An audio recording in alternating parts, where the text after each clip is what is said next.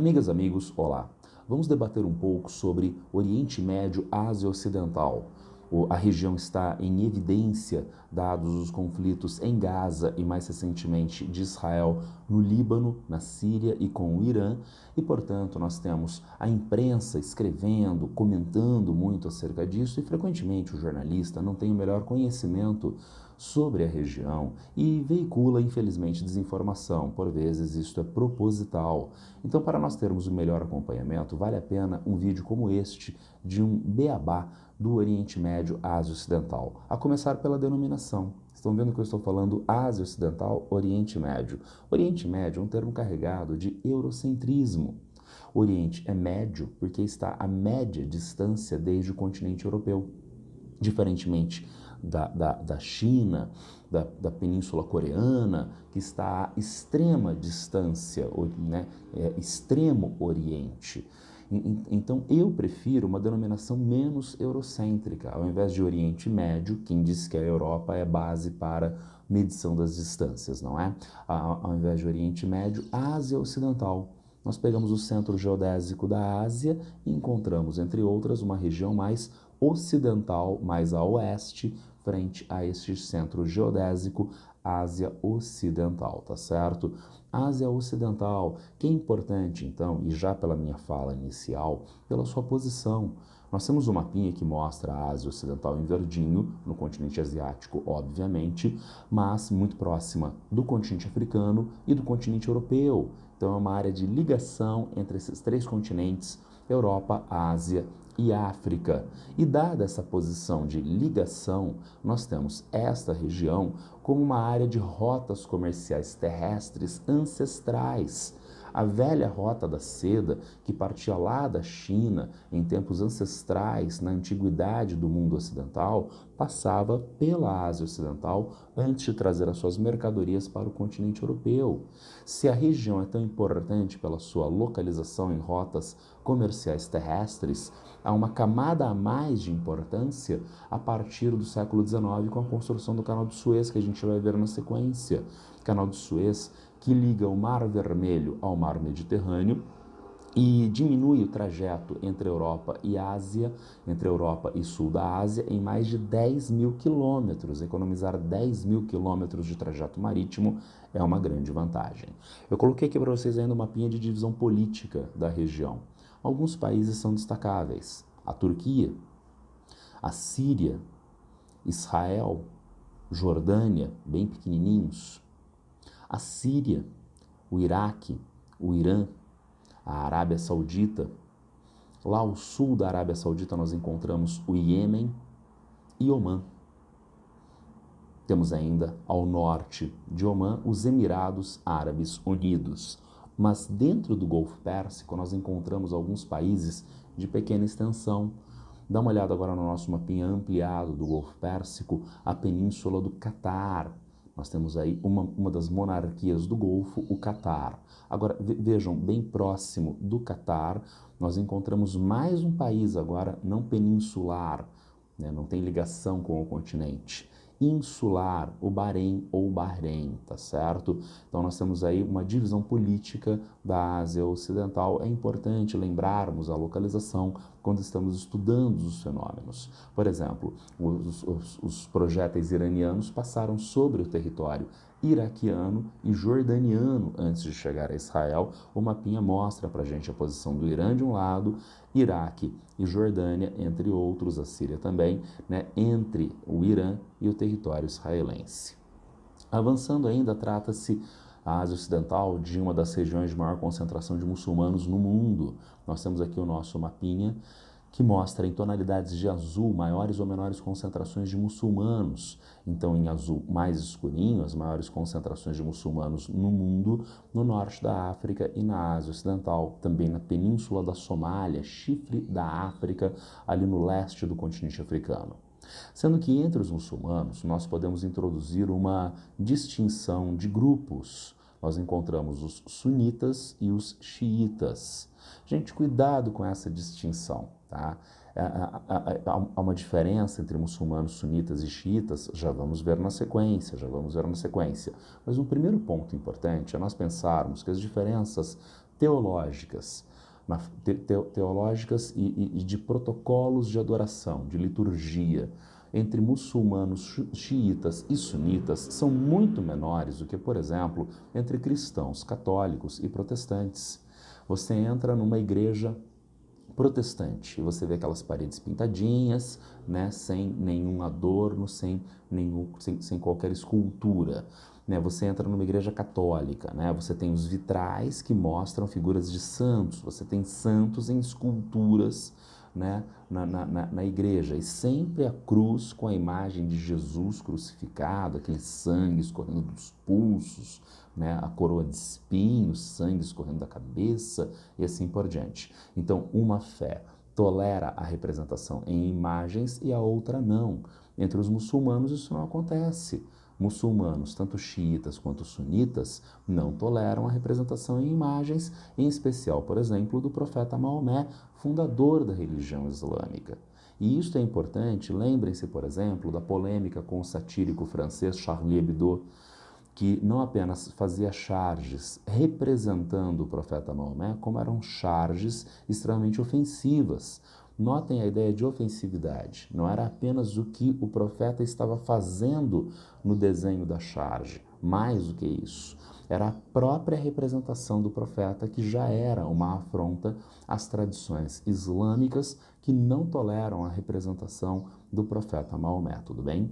Mas voltando, se não há tão graves diferenças entre muçulmanos, xiitas e sunitas, no que eles se diferenciam? Aqui nós temos uma tabelinha que mostra alguns aspectos de diferenciação.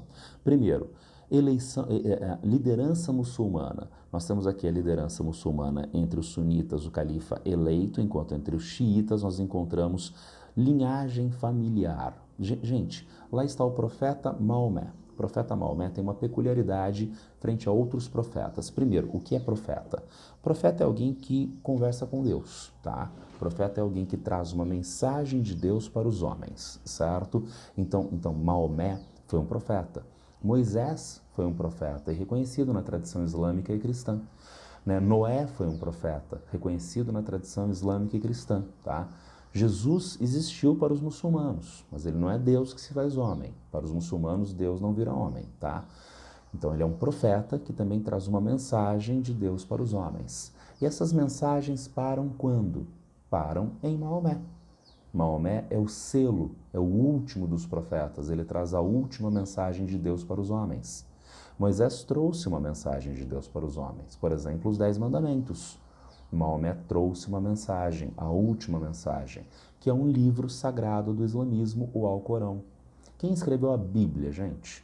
Um monte de gente, menos Jesus. Jesus não escreveu coisa alguma na Bíblia, tudo bem?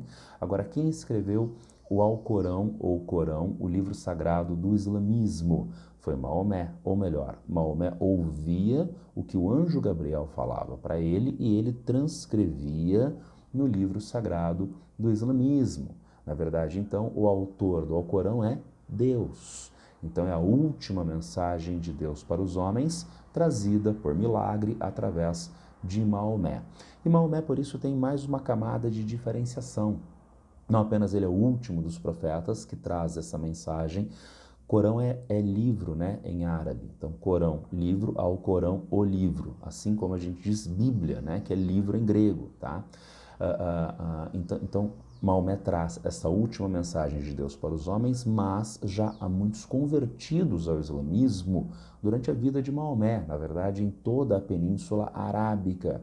Consequentemente, Maomé tem um exercício de poder político sobre essas pessoas e sobre essa região, o que não aconteceu, por exemplo, com Jesus, o que não aconteceu, por exemplo, com Moisés. Moisés governa os hebreus no Êxodo, mas ele não entra na Terra Prometida. Né? Jesus governa os apóstolos, quem sabe, tá?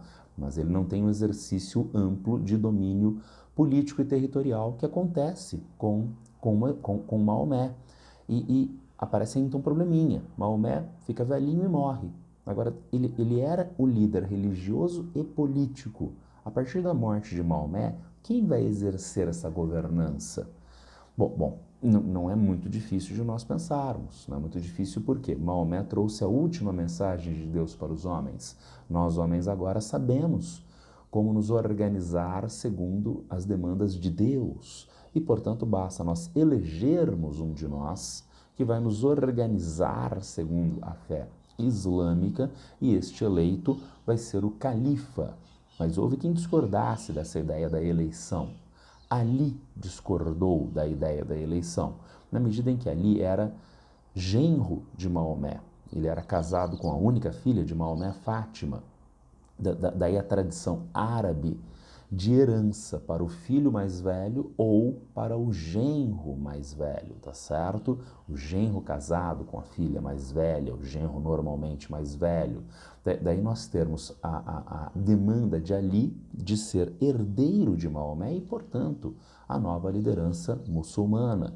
Isso cria essa divisão, basicamente, em termos de legitimação da liderança religiosa. O sunita segue o Sunna, palavra árabe que é traduzível por comportamento. O Sunna, o comportamento do profeta, através de um califa eleito na comunidade. Enquanto o xiita segue uma liderança que é dinástica, que vem de uma linhagem que remonta do ponto de vista familiar a Maomé, do ponto de vista do sangue, diríamos, da genética, a Ali, genro de Maomé, tudo bem? Então vejam, é uma diferença na fundamentação da liderança religiosa, porque do ponto de vista teológico não há grandes diferenciações. Vejamos, interpretação do Alcorão. Entre os sunitas seguem uma interpretação tradicional, entre os xiitas enfatizam a razão e a justiça social através dos imanes ou imã, autoridade religiosa que tem sabedoria para a interpretação da fé. Imanes como únicos intérpretes legítimos. Então já vejam aqui aquela ideia estúpida de que o xiita é mais radical, tá? Quem enfatiza a racionalidade no processo de entendimento da fé, muito mais fortemente o xiita do que o sunita, mais ligado à tradição. O papel do clero é menos formalizado entre os sunitas e é mais formalizado entre os xiitas. Celebrações diferentes. Cuidado, gente, a celebração do fim do Ramadã, tá? Mas ambos têm Ramadã, tá marcado logo abaixo, tá? Então são diferenças protocolares. Quando começa e quando termina o Ramadã, quais serão as funções, as atribuições do muçulmano durante o Ramadã. Tem essas pequenas diferenças, lembrando que o Ramadã é o mês sagrado de reflexão espiritual do islamismo, algo que acontece também no judaísmo, algo que também acontece no cristianismo, e nós cristãos, vocês cristãos, frequentemente não se dão conta, né? Nós temos, por exemplo, no judaísmo, o Yom Kippur, né, que fecha as celebrações da Páscoa judaica e que é o período de reflexão espiritual do judeu. Tá? Nós temos entre os cristãos a ideia de Páscoa também, né, que é antecedida pela quaresma. Então a quaresma é o quê? Né, o intervalo entre o carnaval e a Páscoa? Não, é um período de reflexão espiritual e que frequentemente é esquecido pelos cristãos. E nós temos um mês de reflexão espiritual, que é o mês do Ramadã, vale para xiitas, vale para sunitas, mas com alguns protocolos distintos. Mas nós temos a Ashura, né, que é a lembrança da morte do martírio de Hussein, neto do profeta Maomé, um dos fundadores do xiismo. E cuidado com isso. Dentro da lógica de desinformação, eu vi um jornalista recentemente dizer que os xiitas são vingativos porque a sua religião é fundada, vejam, no martírio de Hussein. É fundada no martírio e, portanto, no sofrimento do líder fundador. E por isso eles cultivam uma lógica vingativa dado o sofrimento do seu líder. Eu fico pasmo com um jornalista que está falando para a maioria de pessoas cristãs, que talvez seja cristão, e tem uma interpretação estúpida da fé islâmica como essa, e que não consegue fazer um mínimo comparativo com a sua própria fé. Então, o fundador da religião cristã é o quê? Um guerreiro de 3 metros de altura que tinha um martelo do qual emanavam trovões e uma espada de onde saía uma luz com um gato. Era um misto de Lion dos Thundercats e mitologia nórdica. Não! Então Jesus foi preso depois de traição, foi torturado, foi crucificado E daí a pessoa vem e diz que os xiitas são vingativos pela morte de Hussein. Então eles têm esse problema religioso. Não, não. Então não há problemas religiosos inerentes, inclusive nenhuma destas fés, a xiita ou a sunita, é de qualquer forma vingativa ou desumana. Ao contrário, o islamismo é uma religião extremamente humanista, assim como nós poderíamos dizer acerca do cristianismo, assim como nós poderíamos dizer acerca do judaísmo, tudo bem? Agora, nós vimos no nosso mapinha anterior que o islamismo xiita está mais localizado na região da Ásia Ocidental, mas em outras áreas da própria Ásia Ocidental, a maioria de sunitas, assim como no restante do mundo islâmico. Agora, toma cuidado com o seguinte: na Ásia Ocidental, os xiitas têm uma posição bastante destacada, eles não são maioria, mas eles já são mais destacados.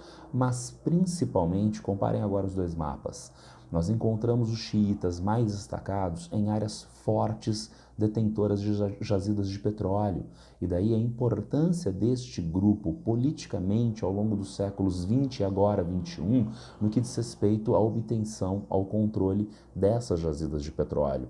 Vamos introduzir a questão do petróleo. Petróleo que alguns menos precavidos dizem não é um recurso importante, tendo em vista a transição energética. Gente, petróleo é a principal fonte de energia do século XX e por boa parte do século XXI continuará sendo a mais importante fonte de energia.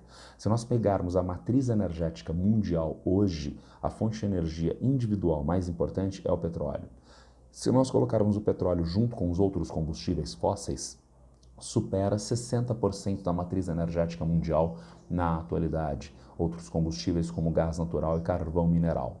E o petróleo continuará sendo utilizado nas próximas décadas. Aqui nós temos um gráfico do IBP, o Instituto Brasileiro de Petróleo, que coloca projeções de diferentes grupos, empresas de consumo de petróleo até 2050. Vejam que está caindo de entre 95 e 110, por volta de 100 milhões de barris de petróleo por dia, em direção a 2050 a 20, 25 milhões de barris de petróleo por dia. Cuidado!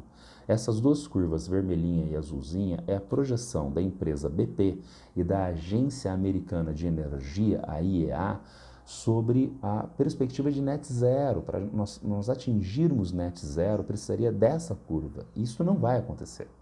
Agora, vejam as outras projeções que são talvez mais factíveis. Eu diria, em especial, a pretinha da OPEC, na verdade, OPEP, Organização dos Países Exportadores de Petróleo, com um leve aumento do consumo de petróleo até 2045 na projeção da OPEP. Por isso, é o petróleo uma fonte de energia muito importante ao longo do século XX, agora no século XXI e pelo menos até meados do século XXI, até 2045, 2050. Vamos juntar essas coisas, gente? A Ásia Ocidental é muito importante pela sua localização e muito importante pelo petróleo. Quem consome este petróleo? O petróleo é consumido lá pela Europa, pelos Estados Unidos e mais recentemente, crescentemente, por Japão, China, tigres asiáticos no leste da Ásia. O petróleo, então, tem que sair da Ásia Ocidental e chegar nessas regiões consumidoras. Como ele faz esse trajeto? Ele faz esse trajeto aumentando a importância de algumas regiões que se tornam estratégicas dentro da Ásia Ocidental. Eu coloquei aqui para vocês o mapinha da Ásia Ocidental e vamos destacar 3 regiões. Vejam aqui o Golfo Pérsico ampliado, onde eu destacaria para vocês não apenas o Golfo Pérsico, o Golfo de Omã, que dá acesso ao Oceano Índico, Mar da Arábia, Oceano Índico, e entre os dois golfos de Omã e Pérsico nós encontramos o Estreito de Hormuz. Por volta de 35% do petróleo mundial passa por essa região. Portanto, é uma área geopoliticamente muito importante, tudo bem?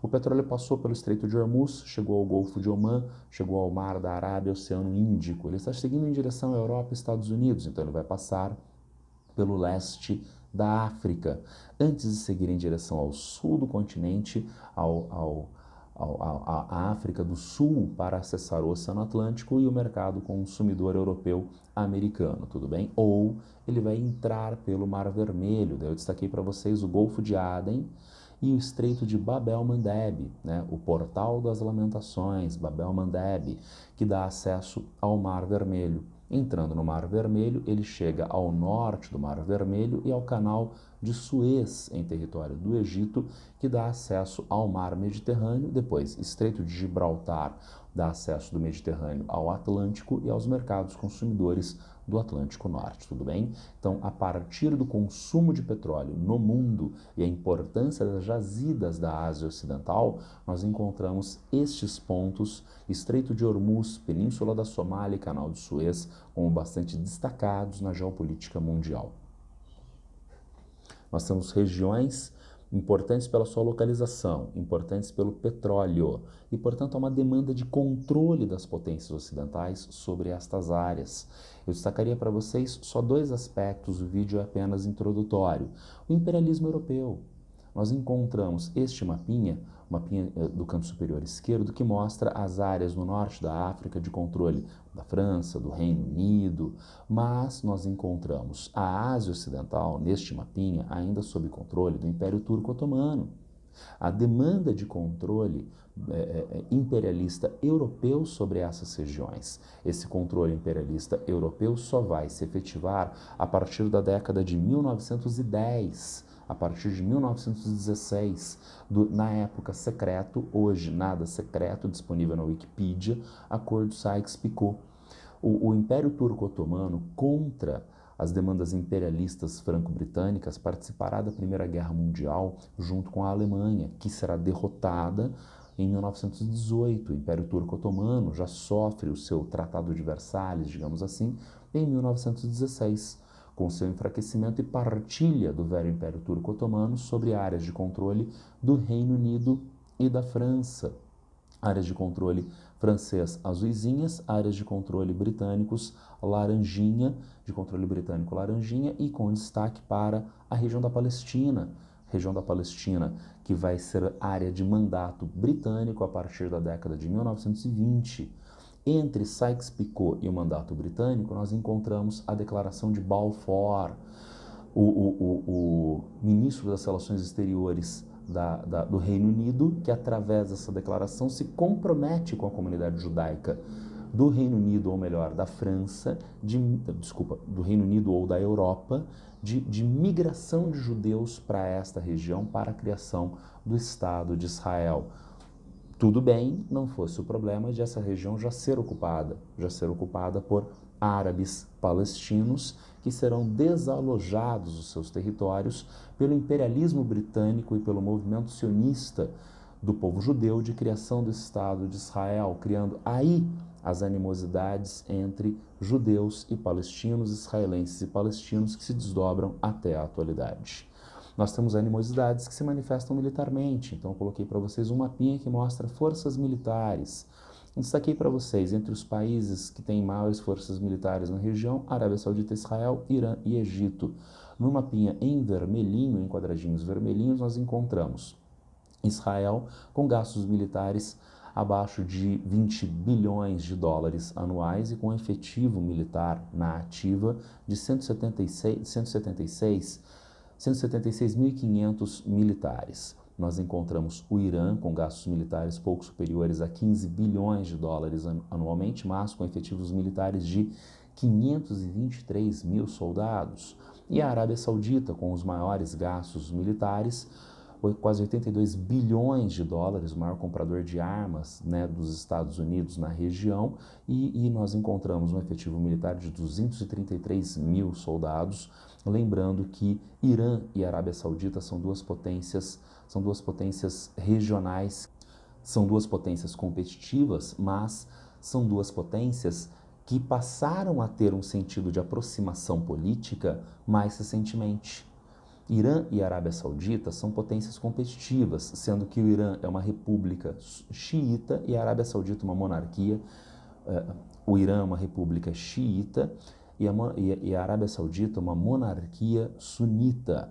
A diferença religiosa é também um fomentador de tensões políticas entre esses países de grande extensão, grande população, ricos em petróleo, ambos membros da OPEP e com forças militares bastante destacadas.